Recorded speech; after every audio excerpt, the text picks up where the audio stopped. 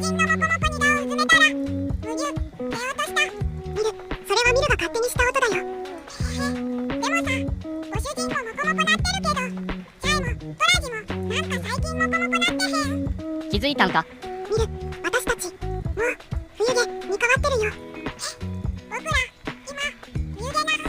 見るだけ知らんかったんか。全然知らんかった。てか僕触ったらそんなに変わってる？ふわふわになってきてるよ。